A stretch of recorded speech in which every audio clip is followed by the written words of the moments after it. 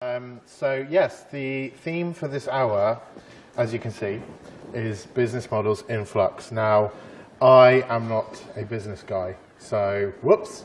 And let's be honest, it doesn't sound like the most thrilling subject, does it? And you know, it is straight after lunch, you're all sleepy. To be honest, I don't even know if I'm going to make it through the next half an hour, but hopefully we will. So, yeah, basically, I'm going to talk to you about, oh, sorry, my mouse pointer, oh, there we go. Right, so, yes, let's get started. So, I'm going to start with a picture of Taylor Swift, because she doesn't look like she thinks that this sounds like a very fun topic.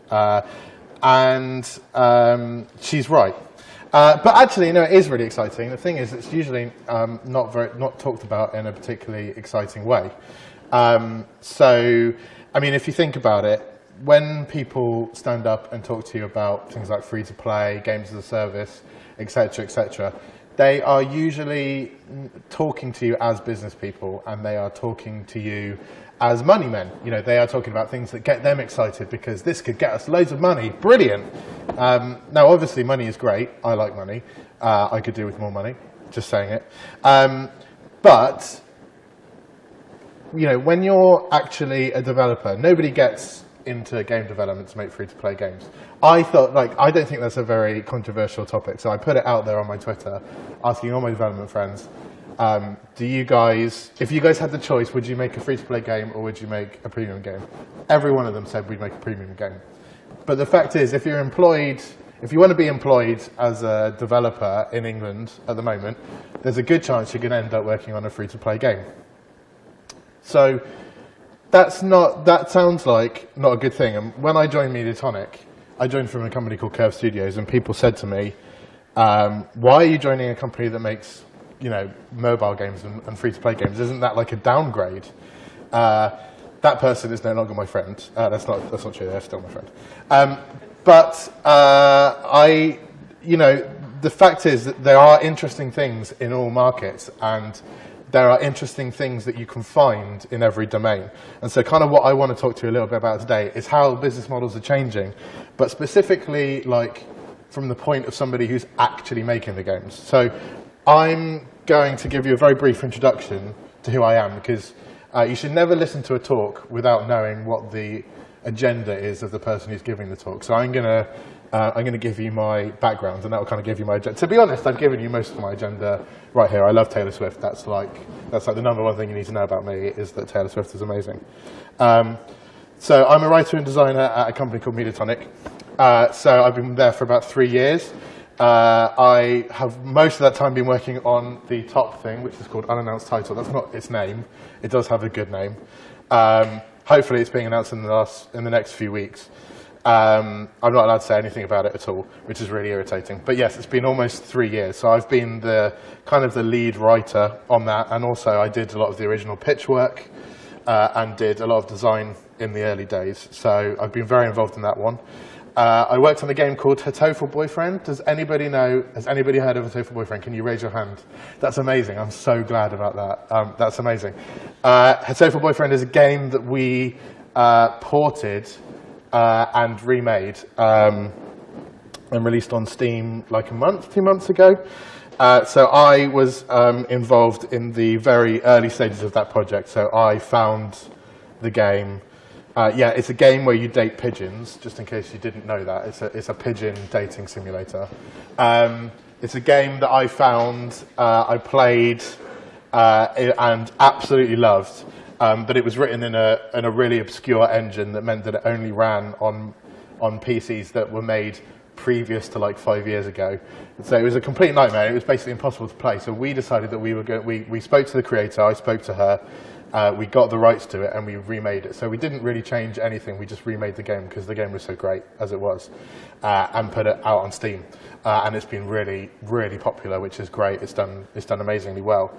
And then I also worked on a Mossy Monsters collectible card game for mobiles that they announced, so I can say that it existed, but it never came out in the end. Before that, I was a producer and writer at Curve Studios, who you may know is largely, they do a lot of porting these days, and they make the Stealth Bastards / Stealth Inc. games. I worked there for 3 years. I worked on a game called Hydroventure Spin Cycle on 3DSware, which was, I was the producer. The original Hydroventure, I was the writer. Explodemon, I was the script editor and co-writer. And Buzz, I was the co-writer and production technician. That was my first job in development. Previous to that, I was deputy editor of Develop Magazine. Does anybody know Develop Magazine? Like, have you, yeah, hands again? Amazing, okay, that's good.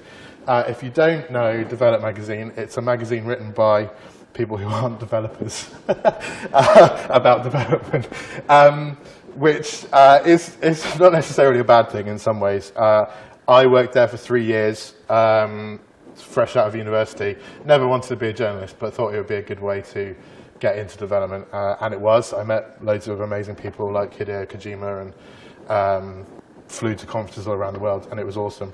The thing I discovered learning at Develop Magazine is that Develop is very popular in toilets. And I don't necessarily mean like scrawled on toilets. I mean like whenever you go to a studio, you find Develop in the reception area and in the toilet because, you know, it's an all right magazine. It's basically good to read while you're taking a dump. That's about all it's. That's about. No, I don't mean that. I'm sorry to the people who work on it now. I'm talking about in my day. No, it's a great magazine, and if you don't get it, you should get it because it's free to students, and it does actually have some interesting stuff in it, and it is good toilet reading. So yeah, so I'm not going to give you a lecture on free-to-play because boring. I'm not going to give you a sales pitch on free-to-play because there are enough people out there who do that, not mentioning any names. What I am going to do is talk about how the business is changing from someone on the ground floor. So I am a writer, I am a designer, I work on pitches. My job is to get people to pay us money to make games that we've come up with. So my job is to know these business models, to spin them in interesting ways, and also to find myself what's interesting about them if I'm going to commit 2 years of my life, 1 year or 2 years of my life to them. So that's what I want to talk about, kind of, is kind of the interesting things you can find, or rather the things it makes you think about that you don't think about when you're developing a traditional game. So this is another picture of Taylor Swift. This is going to become a theme. I'm going to use it to illustrate a point. Basically, right now in games, we are in the woods and we are lost. Like, nobody really knows what's happening. There are so many new things happening all the time. New platforms, new business models, new avenues. It's like the last couple of years, the last 5 years have been ridiculous. From the time I started writing about game development, which was pre-iPhone, like how much things have changed is just completely insane. So I'm going to give you, I want to give you like a very, I mean, you guys know your gaming history, I don't need to tell you about it. But, oh wait, no, this is my very well done diagram about being in the woods. So basically the point is we've come along this kind of historical path, and now we don't know essentially what is going to be the next big thing. Who knows? Like, are all games going to become free to play? Probably not. Are all games going to stay premium? Probably not. Like, literally, no one knows. Are games all going to have like digital actors, like David Cage says? Who knows? Like, there are so many ridiculous possibilities right now, and that no one knows which way is the right way to go. Everyone is following their gut. Everyone is thinking, I think this is going to be big. I believe in this, and I'm going to do it. Some of these roads are going to be dead ends, and people finding those dead ends is excellent for the rest of us because we don't go down that path. Like, no matter what you think about, say, for example, David Cage and his like ridiculous actors and cutscenes and all that kind of stuff, like, at least someone's doing it. Maybe one day he'll hit gold and then we'll all like pile on that bandwagon. Like, I don't want to do it, but it doesn't mean it's bad that someone else is doing it. Like, as a game designer, you're always happy that people are trying new things. You wouldn't necessarily do them, but like the fact that someone is doing them at all is great because no one knows which way is going to be the right way. So this is the history lesson that I thought was on the previous slide. So basically, I mean, you know, to understand where things have come, you know, things started with the arcade and the idea of paying money for a very short burst of gameplay that killed you very quickly and made you put in more money.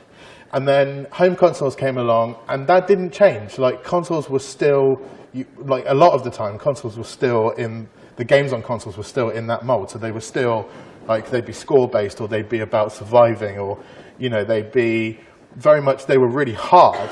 Games on the NES and the SNES were really hard. I try and play them nowadays, and there's no way, I have no idea how I did them as a kid at all. And then, like, so I think that the game that I notice is the beginnings of accessibility is Halo, because Halo was the game that brought checkpoint saves into the mainstream. And so it meant that when you died, like, you didn't have to redo loads of stuff. And I'm sure there are examples from before that, and there are definitely examples since. But that's kind of what I feel is around that time was the turning point of where people started to think, actually, games should, like, not punish people entirely. Like, they can, there's a space for those kind of games, but also, you know, games should be about people having fun, having an experience, and we should do what we can in order to not piss people off. Then obviously the Wii came along and catapulted that accessibility notion straight into the mainstream. Everyone wanted to make games for casual people. Casual people? Can people be casual? I'm pretty casual. Then the iPhone came along, you know, 2007. I was working, like I said, I was working as a development journalist. I had no idea what the App Store would do. Like, even Apple didn't know that games would be the primary source of revenue on the App Store. So even if they didn't know, like, no one else knew at all. And this is kind of my point about, like, who knows what's going to happen. Then, you know, Zynga come along with Facebook and the rise of free-to-play games. They make a lot of money for a short period of time and then don't make a lot of money. And now we're kind of in the day where we're in the stage where there's kind of what I call social and service everywhere, which is about games connecting you with other people and about games over a long period of time. So what I do want to kind of talk about is games as a service, which is a really horrible word. It's also all over my company website, so sorry, bosses. But like, as a gamer, games as a service does not sound like a fun thing. Like, I don't want games to be a service, I want games to be fun. What? Service? Service, like, sounds shit. But actually, as a developer, games as a service is an awesome concept. It's a game that lives and grows and expands over time. That's not actually a bad thing at all. It's not the same as free-to-play. Now, this is really important to state up front. Free-to-play games are games as a service because they need you to keep on spending money. But games as a service works wherever. Destiny is a game as a service. It's a game where they're going to continue to add it and grow, and it's going to grow over time, and they want you to keep being involved. But you still had a £50 upfront fee. So that's a game as a service that's not free to play. So it's really important to make that distinction. At this point, I should give a very, very brief introduction about Mediatonic, the company I work for. So they started as a flash game company. They made, you know, web games in the days where that was really popular. They have games that have had like 150 million plays. You know, really, they did really well. Moved into consoles. They started doing PSP minis, and then we did Foul Play on the Xbox 360 and on Steam. That was when our ambitions started getting a bit bigger. And then we decided to move kind of into the games as a service market. So here are some of the, I mean, these are just some of the games that we've done, but Amateur Surgeon Hospital was a Facebook game based on our Amateur Surgeon series, which was one of the really, really popular web games. And then there's Disney Superbia, which was a virtual world that we created with Disney that was unbelievably successful. It had about probably about 3 million registered players. It was live in like 14 different languages. We updated it every week with different content for each territory. Like, it was a proper game as a service. We kept on adding to it. They did cross promotion on TV, and yeah, it was phenomenally successful. So the thing with games as a service is that the launch basically is just the start of the experience. So once you've done that launch, you then have to continue servicing the game. I mean, that's where the name comes from. So, for example, you can relate this to, for example, console games or like premium games where they do it with DLC. That's kind of ongoing development. Or you can look at like things like MMOs and how they have events, how they add additional dungeons, they have expansion packs. You know, that kind of continuing the experience so that basically the player can stay with the game for a prolonged length of time. So when you're developing a game that you know is going to be run like this, you have to kind of think, how do we continue this? Like, it can't have an end point. Certainly as a writer, that is a really interesting and really annoying challenge, because you're just like, I have to give people the sense of a satisfying conclusion without ending anything whatsoever. That's really difficult. Unfortunately, I don't have the answers. If I did, I would be rich. But it's like, that's kind of one of the examples of like these additional challenges that you face when you go into this market. You know, the 10 posts are moved and you are doing things in a slightly different way. And it's the same way, like, if you're doing a game that you want to run for a long time, the mechanic can't get boring. The thing with Destiny is that it's so, I've not played it really beyond the beta, but I know that it's so finely tuned. I know that it's gunplay to the absolute perfect nature that people will keep on wanting to do that act of shooting things for months, for years, you know, for a long time. So you can't have, that core mechanic can't be something that's going to be boring after a few hours, like you're going to be like, yeah, I've done it now. If that's the case, then it's not going to work as a service. So you need to think about, is this mechanic as tight as it needs to be in order to be fun for a long period of time? Which is, you know, definitely something you don't think about necessarily when you're doing a package game. So one of the other things is that you design and you develop based on analytics, which is really fascinating and kind of terrifying. And if it doesn't agree with what you think, then it's really annoying. But unfortunately, it's empirical data. So the idea is that when you're designing a game, you're basically guessing what the player's going to do. You're thinking, right, this is what they're going to want to do, or this is what they are going to do, and you're always thinking about, like, oh, what if they do this? We need to cater for that. What if they do this? We need to cater for that. But until you actually have it in people's hands, that means like absolutely nothing, because it's just supposition. And that's why, you know, the AAA publishers invest so much money in usability groups and testing now. It's because they want to do it while they're still developing the game. So, but this is when you do it in the kind of mobile world or in the games as a service world, you're essentially moving that to kind of after you've launched the game. So you kind of make your best guesses and your best assumptions, and you think this is going to be really good. You know, and you test it and you go, yes, this is good. And then you put it out there, and then you start collecting the data on what people are doing, what people are liking, what people aren't liking. Where is the difficulty? Like, where are there difficulty spikes? I mean, you know, playing package games, difficulty spikes are some of the most annoying things in the world. There's literally no reason for difficulty spikes to exist anymore, because you can dynamically change the difficulty of the game after it's launched. So you can look at it, you can see where people are dying, you can see where people are quitting, and you can change that and kind of perfect the difficulty curve, which when you're actually working on a game and you're in the woods and you've been working on it for all this time, you can't see where it's difficult and where it isn't difficult anymore. So this is really, really valuable. Now, obviously, there are people who use that for slightly less noble means, who deliberately put in difficulty spikes to make you pay. You know, I don't have a problem with that, but then I don't have a problem with a lot of things. And if I'm going to hell, the reason I'm going to hell is not going to be because I make free-to-play games. That's a lot worse. And the reason I've put this guy here, this guy is a guy called Hildebrand. This guy is a character in Final Fantasy XIV. So I don't know if you guys know Final Fantasy XIV, it's the MMO.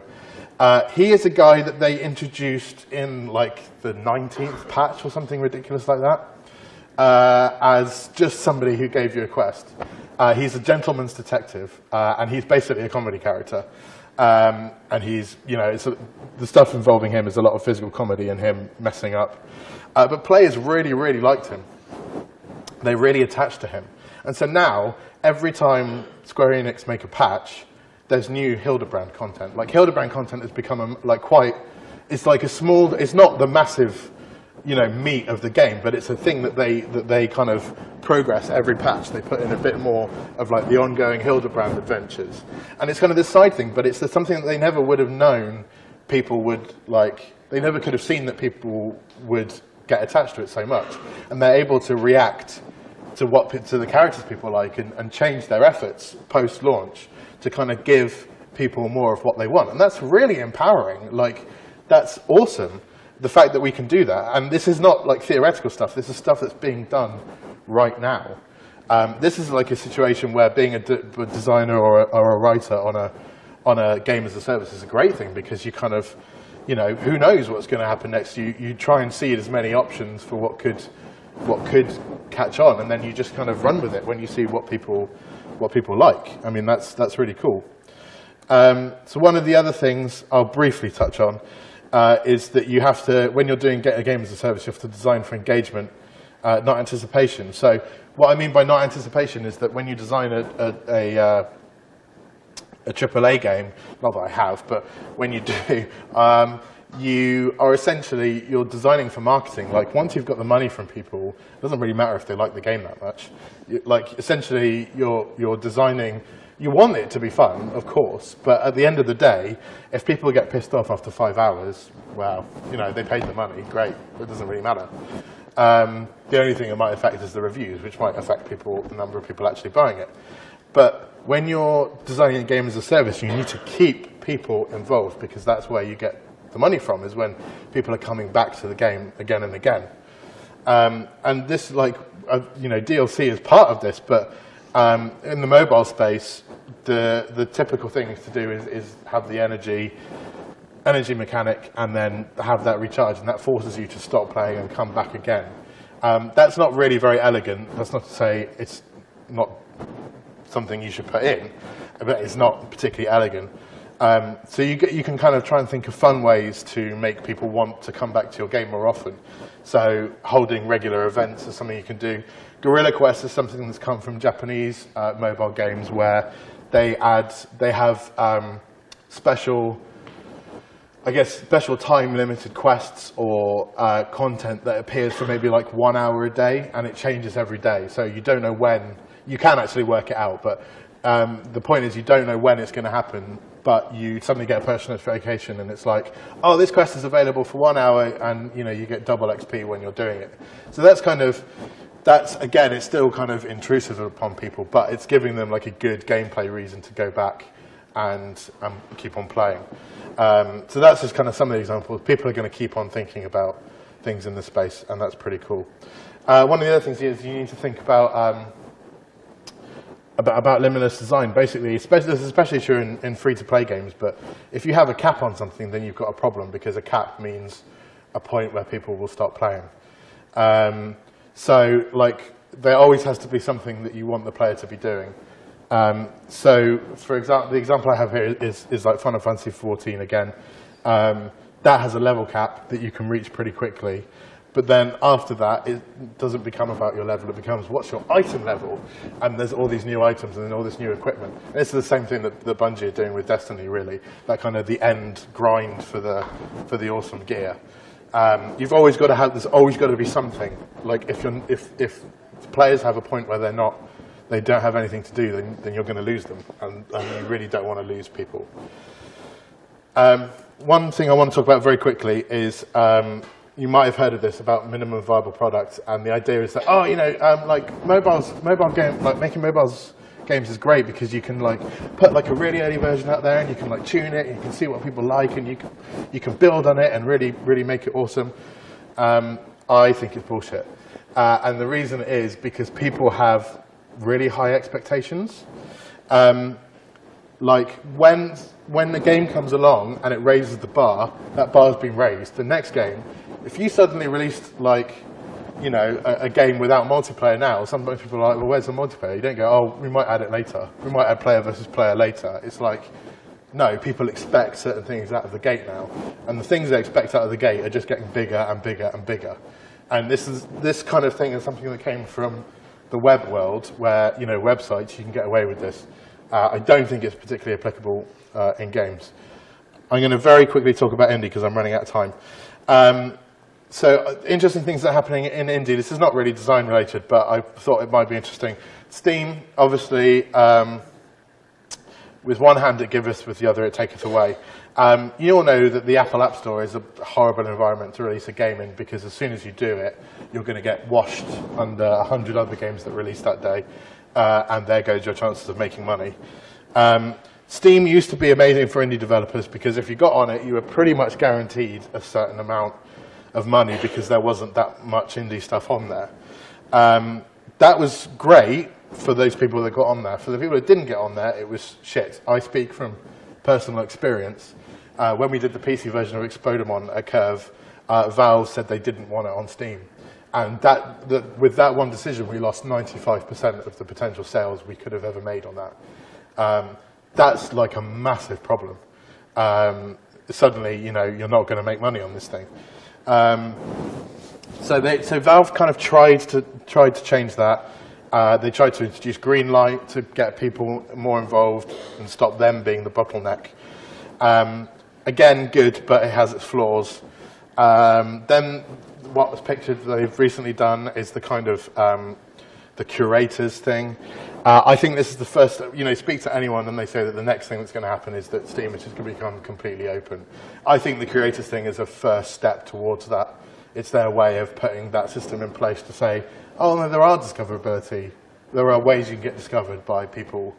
So I think that's going to happen. And when it does happen, great, everyone's going to be able to get on Steam. Suddenly Steam is the App Store. This is something that pretty much everyone knows is going to be something that's going to be interesting.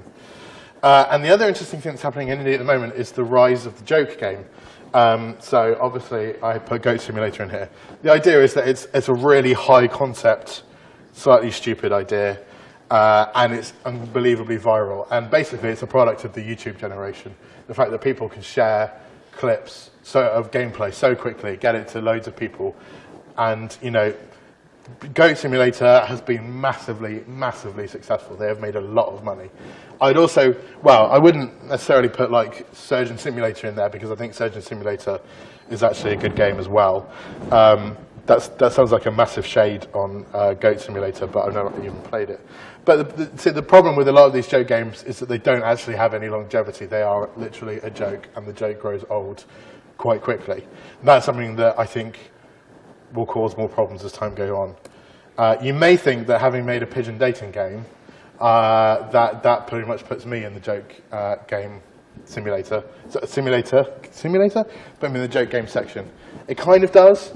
The thing about Hatoful Boyfriend is that when I played it the first time, I saw the depth that it had and the fact that it wasn't just a joke, it actually had a lot of substance as a game. Like, if it had literally just been, lol, you're dating birds, oh, look, date these 8 different birds and you get 8 different endings, then, you know, we wouldn't have picked it up. There wouldn't have been anything interesting in it. But the fact that it has an underlying storyline, the fact that there's a lot of dark stuff going on underneath it, like a really weird post-apocalyptic story, that was where we saw that it was kind of like a joke that actually had legs. And I think that's going to be the important thing. People going forward with that thing.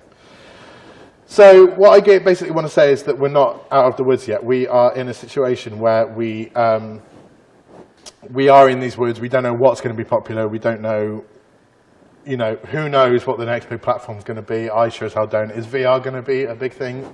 I don't know. I hope it is, but, you know, no idea. The point I want to make is that this isn't necessarily a problem. In fact, it's absolutely awesome. Like, this is the best time to be a game designer because like the possibilities are huge. Like the thing with this picture of Taylor Swift is that if you look very closely, she's smiling. So the point is she's lost in the woods, but she's happy about it. And this is what I'm saying is great about us. We are in this situation where we don't know what is going to be the next thing, but finding out is amazing fun. Like jumping over all this shit and like, you know, we might hit dead ends, we might have to come back the way we've come. Who gives a shit? Like, it's great fun. This is the best time to be a game designer. And what I want to say to you guys is, don't look at business models and go, oh, I really hate that. Like, as a gamer, I really hate that. You know, that may be the case. There is something that there are fun things in everything. And so what I want to say is keep an open mind, because no matter what the future holds, it's going to be really, really fun to design games in it. So that's my talk. Thank you very much. I think we've got like maybe 2 minutes for questions. You can also catch me on Twitter if you want to ask me any questions. There will be a lot about Taylor Swift. She's dropping an album next week. I warn you in advance. I'm really sorry about that. But yeah, any questions anyone wants to ask? Yes? You talked about a lot of different business models there. Is there anything that you particularly think that you will see flourish and some that will fail? Or is it just a case that, like, I guess to carry on the analogy, that like, we'll find that over I'm glad you picked up the analogy. I think I really don't know. The thing is to not what I want to say is, like, don't be scared of them. Like, I absolutely do not want to talk about Gamergate, but I think one of the things that people who are in Gamergate are scared about is that they're worried about where games are going. And I think what you should do is just be really open-minded, because I think games are going to continue to take us to really strange, like, new places, because it's this field that morphs with every new piece of technology. Games is there. Games is part of it somehow, and that's amazing. And that's a good thing as a gamer, but it's also a really awesome thing as a designer. So I really don't know. Like, I think free-to-play is going to be around for a long time. I think people are going to keep on getting it right. I think there are only a few people getting it right now. People will get it more right as time goes on, and it will become less of a thing. But it's literally just going to take time, I think. Any other questions? Got time for one more? Yes, hello. How do you think analytics impact design? Massively. Like, because essentially it's going to decide how things develop. Like, you might, for example, get analytics on what people are doing, and so you design more things around, not necessarily just make more content, but you also try and design more mechanics about this one particular mode or this particular thing that people like doing. So it's going to massively influence design. It can only really do it once the game is launched, which is the really interesting thing. You can't really, there's still that upfront period where you're still designing, like, with your minimum product and like. Well, yeah, exactly. Like, that's really difficult. It's fun, but yeah, you're only going to get the analytics afterwards. But the thing is, kind of designing the game up front in a way that you can change things easily without breaking everything is kind of something you need to keep in mind, so that you can adapt the game later on to how people are, how they're playing the game, without needing to rewrite loads of stuff. Thank you very much, Ed. Thank you.